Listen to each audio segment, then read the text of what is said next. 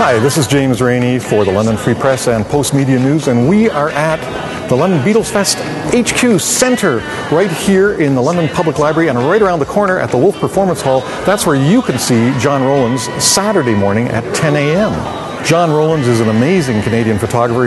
He had unrestricted access to the Beatles in 1965 concert. He got guitar lessons from John Lennon and George Harrison as they were waiting to go on stage. 1965. Waiting in the wings to go on are the Beatles. You're there. This is Toronto, is that? Toronto, yes. Toronto. Yeah. And you get some guitar lessons from John Lennon and George Harrison. Tell us about that. They were standing backstage. There was a ramp going up to the stage, and I thought I'd go back. I grabbed a couple of shots as I walked in, and then just started talking to them, and I asked them offhand what key 8 Days a Week was in, and they told me the key, and then they showed me. And then I had a couple other questions, and I Feel Fine with the thumbnail on the string, you know, even not plugged into the amplifier.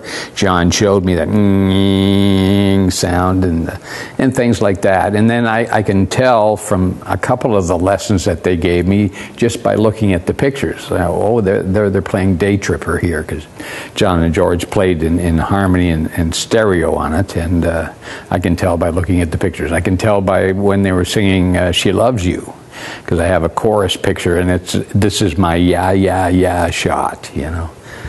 So, how many times are you together with the Beatles? I did 4 shows, 64 or 65 and 66. So, is there a favorite moment? I mean, it sounds incredible to 50 years later, but is there a moment sort of you say, "Gosh, this is the Beatles moment for me"? It kind of hit me in 65. I'm going backstage to get around from one side of the hall to the other, and between shows it was a shorter route.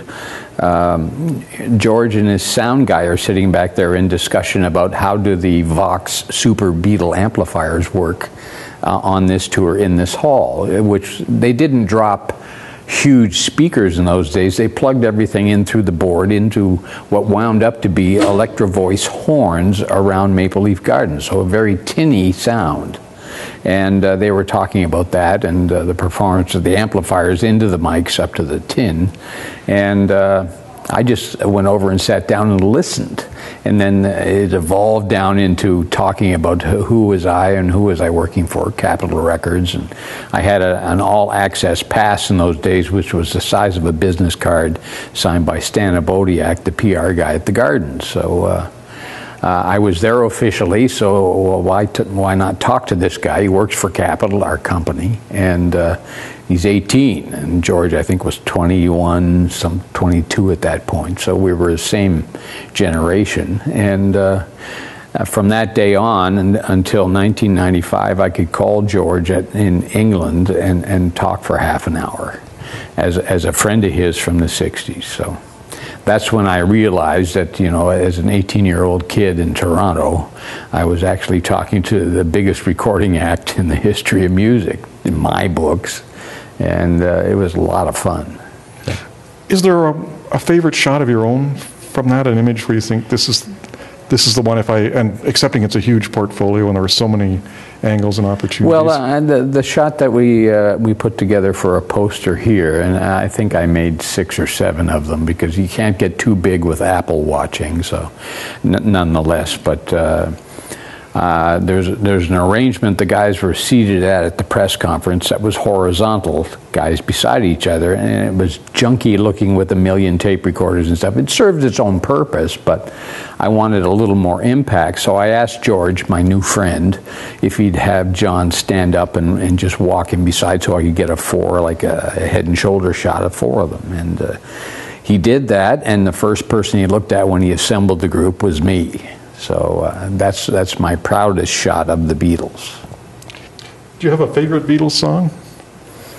Well, I like the movie Help, so anything there, from Norwegian Wood to some of the other songs from that film. And I love Jamaica and the islands in the Bahamas where they traveled to shoot some of that. So it's always been a favorite, and I have the film at home too. So. It's fabulous. I mean, boy, and I was going to say Help is an unusual choice because most people regard it as as a lesser movie than A Hard Day's Night. Yeah, well, A Hard Day's Night was really performance. Yeah. I saw it at the Eglinton Theatre in Toronto, and it was like going to the Beatles show. The frenzy was in the kids, in the crowd, reacting to a screen. And it worked. Yeah. Amazingly, it worked. Whereas Help is more of it's a witty documentary, yeah. And it's also, they're having fun with the whole idea of... I like where Ringo's bouncing like a spider on a string there, in a split-second scene. Do you remember that? It's fun. Very funny movie, yeah. And that was my conversation with John Rowlands, the great Canadian photographer. And you can see him tomorrow, Saturday, at the Wolf Performance Hall. I should mention as well, I'm standing in front of an amazing collection. Fred Young of Kamoka, lifelong Beatles fan. This is Fred's stuff. He will be here on Sunday. For the London Free Press and Post Media News, this is James Rainey signing off saying, yeah, yeah, yeah, we love you. Yeah, yeah, yeah.